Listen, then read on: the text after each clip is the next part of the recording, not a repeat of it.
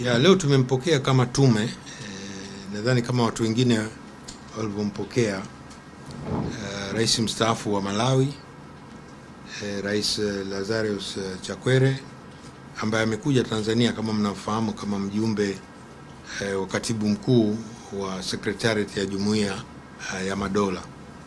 Kwa hiyo tulipangiwa